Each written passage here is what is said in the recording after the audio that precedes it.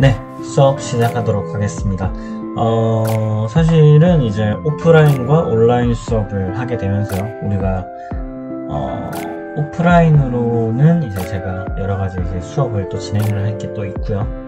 사실 온라인과 오프라인 수업이 거의 비슷하게 갈 것 같아요. 약간 오프라인에서는 이제 최대한 제가 정리를 하는 느낌으로 갈 거고요. 온라인 수업에서는 이제 여러분들이 이제 개념을 계속해서 되짚어 봐야겠죠. 그러니까 그 개념에 대해서 온라인 강의를 계속해서 기존 했던 방법대로 올리겠습니다. 그 편이 이제 여러분들 시험 기간 때 이제 제 거 유튜브 들어가서 보면 되겠죠. 그런 식으로 하는 게 훨씬 더 여러분들한테 이득일 것 같아서 그 부분의 장점을 이용해서 저는 이런 식으로 수업하도록 하겠습니다. 오프라인에서는 정리만 할 거고요. 여러분들 이제 오프라인 수업은 좀 재밌게 제가 영상도 보고, 사실 1학년 5반 오늘 수업을 했는데 좀 제가 뭔가 좀 재미없게 한 거 아닌가 라는 생각이 많이 들고, 1학년 5반 제가 되게 좋아하고 있는데 좀 미안한 감이 없지 않아 있습니다. 모 학생 표정이 평소에는 되게 좋았는데 별로 오늘 안 좋더라고요. 그래서 자는 애들도 원래라면 그렇게 많이 안 자는데 한두 명 자고 이랬었는데, 오늘 수업 약간 거의 10명은 아니지만 8명 정도 엎어져 있더라고요. 그래서 되게 마음이 아팠습니다. 아마 제가 좀 수업을 너무 공부 중심으로만 하려고 해서 그런가 봐. 그리고 내가 혼잣말을 많이 하니까 그것 때문에 좀 지루했나 봐요. 아무튼 그런 이야기 제가 최대한 줄이고, 이제 오프라인 수업에서는 재밌게 영상 보고 한 번씩 관련돼 있는 영화도 보면서 그런 식으로 수업을 하도록 하겠습니다. 온라인 강의에 주로 이제 개념에 대한 이야기를 많이 언급할 거고요. 여러분들은 이제 기말고사라던가 중간고사 때 그런 내용들을 제가 영상 올린 거를 바탕으로 여러분들이 계속해서 공부하는 게 좀 편하지 않을까라는 생각이 들어요. 아무튼 제가 지금 목소리가 되게 많이 울리고 있죠. 자, 이게 뭐 때문에 그런 거냐면, 어떤 학생이 제가 말을 했어요. 물어보더라고요. 선생님, 이거 선생님 목소리 너무 작아요. 뭔가 좀 흐리멍텅하게 들린다. 대놓고 이렇게 이야기를 하더라고요. 그래서 저한테 DM을 이렇게 날려주었는데, 그래서 제가 그 부분을 적극 반영해서, 제가 또 제가 굳이 그럴 필요는 없었지만, 여러분도 굳이 유튜브 팔로우 안 하셔도 되지만 130명이 팔로우를 했더라고요. 그래서 130명에 맞는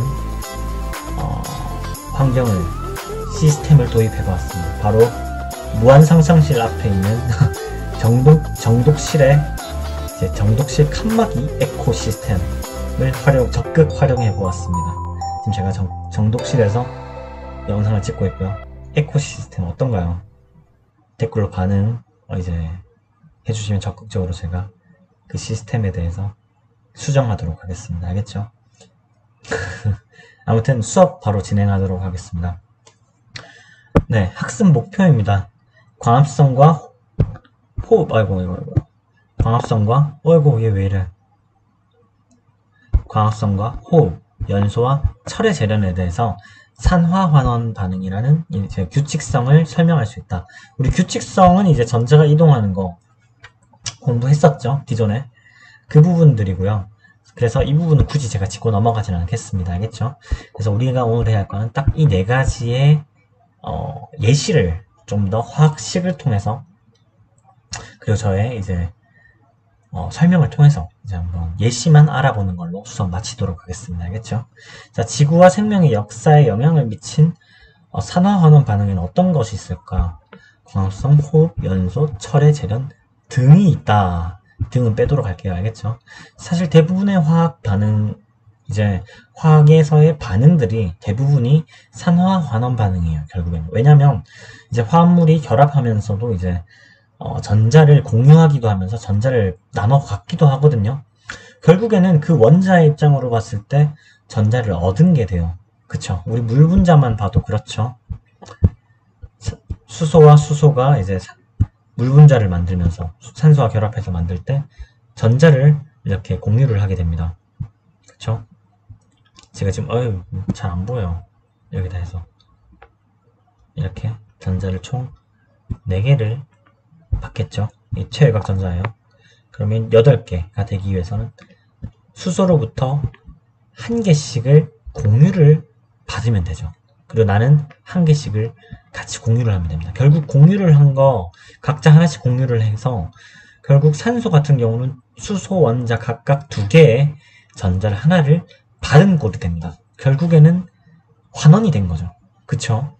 그런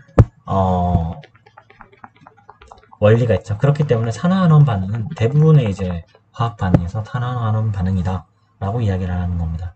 이해하셨죠?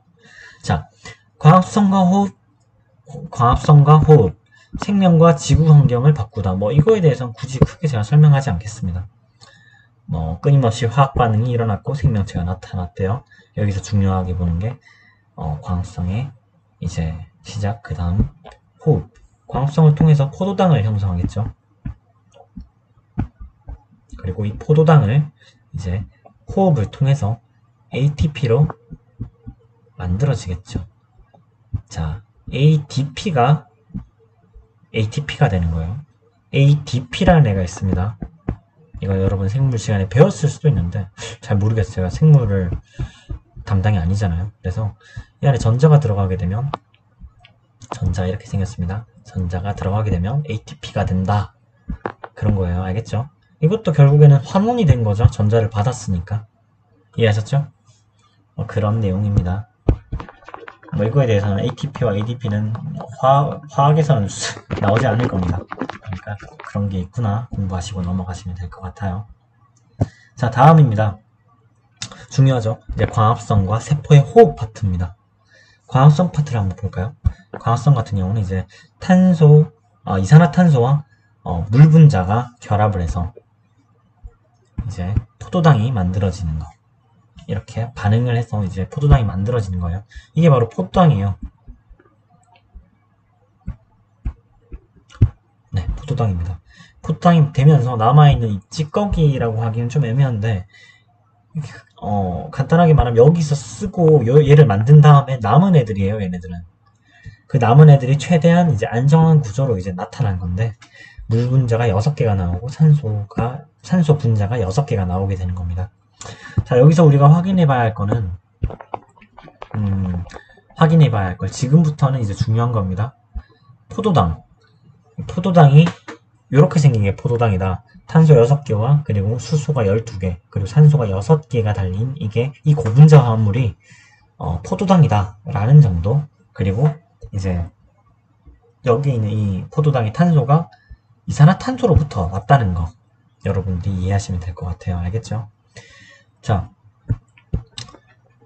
이 문제도 사실은 우리가 기존에 공부했었던 거 이제 얘네들을 통해서 이제 시험 문제 나오게 되겠죠. 시험 문제 나올 때도 간단하게 나올 겁니다. 아마 간단하지는 않구나. 자, 우리가 여기서 할 때 보통 제가 이제 문제를 만들 때 예를 들면 이걸 지어 드리겠습니다. 개수 비교를 제가 그 전에 A, B, C, D 이런 식으로 했었잖아요. C, D 이겠네요. 근데 이거 같은 경우는 다 하면 여러분 너무 어렵겠죠. 그래서 제가 하나 정도만 가리고 이걸 A라고 말을 하고 A가 무엇인가에 대한 문제는 낼 수 있어요. 그쵸? 그렇기 때문에 여러분들이 개수 비교해서 문제 푸는 거 공부하시면 될 것 같아요. 알겠죠? 만약에 그게 힘들다 하시는 분들은 어차피 제가 계속 말하지만 저는 냈던 문제만 그러니까 여러분들한테 설명한 것만 문제로 내요. 그렇기 때문에 화학식 이거 통으로 외워주시면 굳이 안 외우셔도 되겠죠. 근데 그게 더 귀찮지 않나? 아무튼 자, 수업 시작하도록 하겠습니다. 자, 탄소가 6개가 원자가 들어갔어요. 그쵸? 자, 이산화탄소 한 분자당 탄소는 1개가 있고요. 산소는 2개가 있습니다. 산소가 2개가 있어요.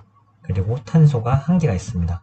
자, 그럼 이게 지금 총 6개가 있다는 말은 탄소가 총 6개가 있다는 말이고요. 산소가 12개가 있다는 거죠. 그쵸? 그럼 이거 한번 쪼개서 볼까요? 이거 같은 경우는 수소가 총 2개가 있었죠. 그리고 그게 12개가 있었습니다. 그리고 산소 같은 경우는 1개가 있고 그게 또 12개가 있는 거예요. 자, 12개가 전체적으로 있는 거죠. 그쵸? 전체 안에 수소가 2개, 산소가 1개가 있는 겁니다. 그래서 이렇게 써준 거고요. 자, 곱하기 전체를 이제 곱하기 12로 해야겠죠. 분자가 총 12개니까. 그렇게 했을 때 이제 수소 같은 경우는 24개가 있고 산소는 총 12개가 있습니다. 자, 우리가 레고 조립을 한다고 생각하시면 돼요. 산소 원자라는 레고가 총 12개에 지금 12개, 총 24개가 있고요. 그리고 산소가 총 24개, 그리고 수소라는 레고 블럭이 총 24개가 있고 탄소라는 애가 총 6개가 있는 꼴입니다. 그쵸? 그러면 이제 우리가 개수를 비교해 줄 때 정말 이게 단순하고 확실한 방법인 건데 되게 시간이 많이 걸려요. 그렇기 때문에 뭐 암산하실 분들은 미리 암산을 하시는 것도 나쁘지 않고요. 자, 탄소 6개, 우리 블록 탄소가 6개라고 했죠. 그리고 수소가 24개, 산소가 24개라고 했습니다. 6개 썼죠 이미. 이렇게 딱 해서 이걸 만드는 거예요. 요 재료들을 가지고 요걸 만드는 건데 탄소를 썼습니다. 이제 더 이상 탄소 없어. 수소를 12개를 썼어요. 그럼 12개가 남죠. 썼습니다. 그리고 산소를 6개를 썼어요. 그러면 18개가 남겠죠. 자, 수소 12개, 18개가 남았습니다. 이 상태에서 이제 물 분자 한번 보죠. 물 분자가 총 수소 2개와 6개 총 분자기 때문에 수소는 총 12개가 필요한 거죠. 그럼 산소는 몇 개가 필요할까요? 그쵸? 물 분자 하나당 수소는 2개, 산소는 1개가 있기 때문에 곱하기 60을 해주면 수소는 12개, 산소는 6개가 필요한 꼴이 됩니다. 그쵸? 그러면 수소 12개를 여기다 다 써버립니다. 다 써버렸어요. 수소 만들어졌습니다. 그럼 산소 남았죠? 18개 중에서 6개만 써줍니다. 그러면 몇 개가 남을까요? 12개가 남죠? 그리고 이 12개 남은 게 요렇게 되는 겁니다. 만약에 이게 이제 제가 비워놨다 라고 한다면 이제 O2가 산소 원자가 총 2개가 붙어서 분자 하나가 되는 거죠. 그쵸? 그러면 12개의 산소 원자가 2개씩 2로 나누게 되면 총 6개의 분자가 되는 겁니다. 그래서 6개의 O2가 이렇게 생겨나게 되겠죠. 자, 이해되셨나요? 이렇게 개수를 여러분들이 비교해서 공부하시면 될 것 같습니다. 이런 개수 문제 제가 또 이번에도 문제 낼 것이고요. 저는 냈던 거 여러분한테 보기로 보여줬던 것만 내니까 여러분들 공부하시면 될 것 같습니다. 자, 포도당입니다. 이번에 제가 설명할 거는 이제 호흡인데 아까도 제가 잠깐 언급을 했을 거예요. 광합성을 통해서 포도당을 합성했어요. 이 포도당을 포도당으로 에너지를 만들어주는 이 ATP를 만들어주는 게 바로 호흡입니다. 결국에는 기존에 우리가 만들었던 포도당을 이용해서 이제 에너지를 만들어 가는 게 되겠고요. 하지만 이 호흡에서 가장 되게 특이한 점이 바로 결국에는 광합성의 반대 방향으로 작용하는 반응이라는 거예요. 자, 한번 볼까요? 자, 만들어졌던 이렇게 생성되었던 생성물이 있습니다. 포도당 한 분자와 물 6분자, 그 다음 산소 한 6분자. 자, 여기도 마찬가지입니다. 포도당 한 분자, 물 6분자, 산소 6분자 이렇게 나오게 됩니다. 자, 그리고 얘들이 이제 반응을 해서 이렇게 되는데 이 형태를 보면 에너지를 제외하고는 여기 앞에서 했던 거랑 일치하는 거를 우리가 볼 수 있죠. 네, 결국에는 호흡과 광합성은 이제 에너지가 나오냐 혹은 빈에너지가 들어가냐에 따라서 이제 산화환원이 반응이 되면서 이제 우리가 필요했던 애들이 만들어지는 거예요. 이해하셨나요? 자, 1학년 5반 같은 경우는 이러한 반응이 있어서 전자의 들뜸이라고 이야기를 하기도 했었어요.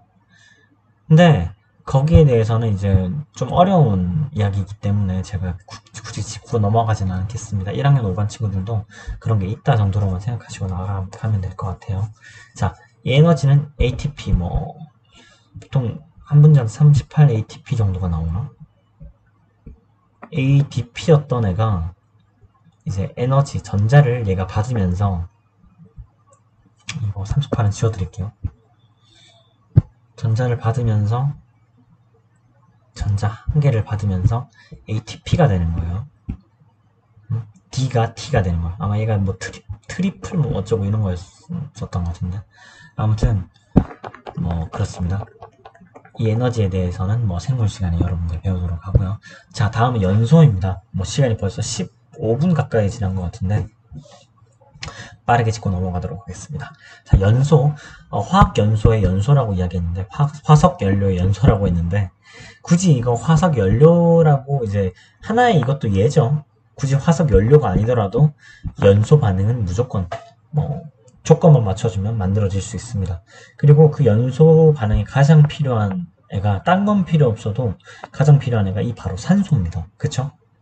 연소에는 산소가 무조건 필요해요. 여러분, 산소가 없는 곳에서 불이 타는 걸 본 적이 있나요? 없죠? 우리가 일반적으로 불이 타는 거를 이제 고급적인 용어를 이용했을 때 연소라는 말을 하는 거거든요. 불이 만들어지기 위해선 연소를 위해서는 산소가 필요하다는 거예요. 자, 그 말은 즉슨 산소가 일반적인 타야 할 물질과 결합을 해야 한다는 겁니다. 산소가 결합을 했다. 그럼 뭘까요? 그쵸, 산화 반응입니다. 산화 반응은 전자를 잃는 반응이고요. 그렇게 되면 반대로 여기서 환원 반응을 찾으라고 하면 어떻게 될까요? 그쵸? 산소가 환원이 된 거죠. 물론 산소가 여기다가 합쳐지긴 했습니다. 하지만 자세히 보면 산소가 두 분자예요. 한 분자는 메탄과 이제 결합을 한 거고요. 다른 한 분자는 환원을 하면서 메탄에 있던 수소와 결합을 하면서 물 분자가 형성이 되는 겁니다. 그래서 이제 우리 연소를 할 때 보면 수증기가 발생을 하게 돼요. 그래서 연기 같은 게 피어오르는데 그 연기에 이제 수증기가 포함되어 있다고 생각하시면 됩니다. 알겠죠? 그래서 그 수증기가 바로 물이에요. 이해하셨나요? 아무튼 과학의 상식이 그렇구나 정도 이렇게 생각하시고 넘어가셔야 될 것 같습니다. 자, 다음 한번 보도록 할까요? 다음은 철의 재련입니다. 되게 빨리 넘어간 것 같아. 자, 철의 재련입니다. 코크스의 산소와 결합하여 탄소가 이제 일산화탄소가 되는 겁니다. 일산화탄소는 몸에 정말 해롭죠. 반응성이 되게 높은 화합물입니다. 그래서 이게 폐에 들어가게 되면 되게 위험해요.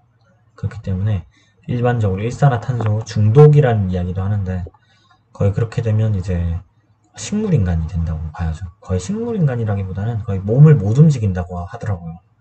그냥 거의 식물인간이죠. 아무튼 그만큼 뇌에도 되게 뇌에 산소 공급이 안 돼서 이제 일산화탄소가 산소보다 왜 일산화탄소가 위험하냐 이것만 이야기를 하고 가겠습니다. 이걸 묻는 학습지가 있더라고요. 일산화탄소가 왜 산소보다 이렇게 설명하면 되지. 벌써 답을 말할 뻔했네요. 일산화탄소가 왜 위험하냐. 우리 적혈구가 있어요. 이 적혈구가 있는데 이 적혈구가 산소를 포집합니다. 얘가 중간에 이제 금속 철이 있어요. 철이 있는데 철분을 함유하고 있는데 이 철이 산소를 되게 좋아합니다. 그래서 이 철이 산소를 이제 적혈구에서 이제 잘 받기 위해서 이 철이 있는데 이 철이 산소를 가지고 가요. 그리고 나중에 필요한 곳에 가서 이제 산소를 떼어놓거든요. 그러니까 그런 역할을 하는 게 바로 이 적혈구잖아요. 근데 문제는 이 CO라는 이 일산화탄소는 산소에 비해서 반응성이 훨씬 더 큽니다. 산소보다 이 적혈구가 더 쉽게 가져가. 산소보다 일산화탄소를 이거 두 개를 경쟁시켰을 때 같은 양이 50이 있고 50이 있잖아? 그럼 얘 50부터 먼저 가져가. 이 적혈구라는 애가. 쉽게 말하면 그렇습니다. 반응을 더 잘해. 요 안에 있는 철이랑 일산화탄소가 더 반응을 잘합니다. 그래서 결국 우리가 일산화탄소를 마시면 안 되는 게 적혈구가 일산화탄소를 대신 가져가. 근데 웃긴 게 뭐냐면 이 일산화탄소를 가져가면 산소를 가져가면 얘가 이제 이 적혈구 안에 있는 철이랑 조금 적당히 결합을 해요. 근데 적당히 결합하기 때문에 얘를 나중에 빼서 이제 폐에다가 갖다 줘야 할 때 폐에 가서는 이제 O2가 빠져나갑니다. 폐 쪽으로. 근데 일산화탄소는 얘랑 너무 결합을 잘해. 그래서 폐로 들어가도 결합을 안 해줘요. 그러니까 얘가 산소처럼 나가지가 않아. 계속 붙어 있어. 그래서 이걸 붙은 일산화탄소가 붙은 적혈구는 죽은 적혈구가 되는 거예요. 결국엔 아무 쓸모가 없어지지. 원래 산소를 뱉었다 뺐다 이게 가능해야 하는데 그게 전혀 안 되는 거야. 그래서 뇌로 이제 산소 공급이 이루어지지 않아서 이제 식물인간이 되거나 뭐 이런 식으로 죽을 수도 있고 그래요. 되게 위험한 화학물입니다. 아무튼 이런 것들도 이제 산화를 통해서 만들어진다는 거. 산화환원을 이용한 것이다 라고 이해하시면 될 것 같아요. 자, 산화철. 일산화탄소에 반응해서 일산화탄소와 아닌가? 일산화탄소와 반응하여 산소를 잃어 환원되고 일산화탄소는 산소와 결합하여 산화가 됩니다. 네, 여기에 대해서는 굳이 뭐 제가 설명할 필요가 없겠죠. 네, 여기에 대해서는 굳이 설명하지 않도록 하겠습니다. 아니라 그래도 설명해야지. 자, 우리 금속이 있었고요. 우리 기존에 배웠던 방법대로 일산화탄소에 있는 이제 사실 이거는 이제 쭉 보면 느낌이 오죠. 산소 입장에서 이제 산소를 얻는다, 잃는다의 과정에서 봤을 때 일산화탄소가 산소를 얻었죠. 산화입니다. 반대로 그러면 이제 산소를 잃었죠. 그렇기 때문에 환원이 되는 거죠. 자, 이렇게 설명하는 방법이 1차적으로 하나가 있고요. 그리고 우리가 기본적으로 이제 산화 환원에서 산소뿐만 아니라 전자가 이동하는 게 산화 환원 반응이다 라고 이야기를 하고 있었죠. 네. 자, 여기서 우리가 봐야 할 게 있습니다. 철이라는 애가 지금 혼자 이렇게 있어요. 철이라는 애가 얘는 이제 우리가 모르는 이제 3주기 이상의 원자죠. 리메 비키니 오픈의 나만 알지 비키콜라 크카 스티브 크망 크롬 망간 그 다음 철입니다. 스티브 크망 배.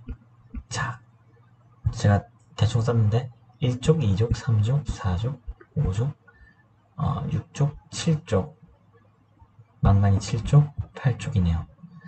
자, 8쪽이면 이제 최외곽 전자가 이제 8개가 들어가 있는 거가 되겠죠.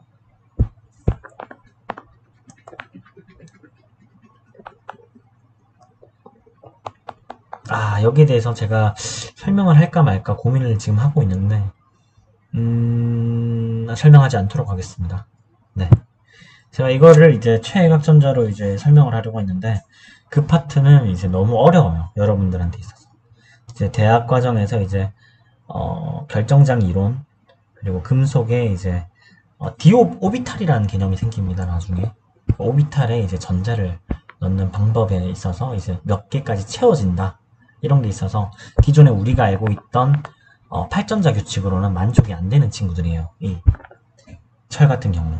그렇기 때문에 이거에 대해서는 제가 따로 정리해서 수업 때 혹은 영상으로 이제 공부하도록 하겠습니다.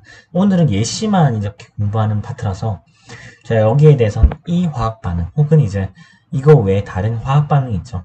금속인데 좀 어려운 애들 플라티늄이라던가 뭐 몇 가지 이렇게 있어요. 그런 뭐 니켈 뭐 망간도 있긴 있겠다.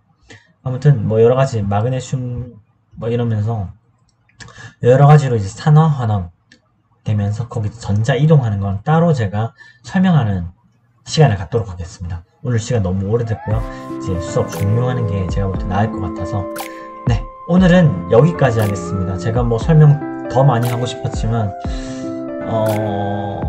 덜 설명했다가는 여러분들도 지치고 저도 지치고 그래서 좀 더 어려운 파트의 산화환원 파트에 대해서는 좀 더 제가 다음 시간에 강의를 진행하도록 하겠습니다. 오늘은 여기까지입니다. 우리가 공부했던 파트는 광합성 그리고 호흡 그 다음 철의 재련 그리고 연소 파트 이렇게 4개가 산화환원 반응에 속하고 이러한 반응들이 어떤 식으로 이루어지는지에 대해서 이야기를 했습니다. 뭐 딱 이까지가 우리 내용일 것 같고요. 아마 어려운 문제들은 앞으로 추후에 제가 설명하는 내용들에서 이제 나오게 되겠습니다. 아무튼 수고하셨습니다. 에코 시스템 잘 들렸는지 모르겠지만 아무튼 뭐 수정 필요한 거 혹은 이제 선생님 이런 부분들 좀 건의 드립니다 라는 것들은 이제 DM으로 여러분들이 저한테 알려주시면 제가 적극적으로 답장을 제대로 하지는 못할 수도 있지만 적극적으로 활용해서 이제 강의에 반영하도록 하겠습니다. 네, 수고하셨습니다. 다음 시간에 뵙겠습니다.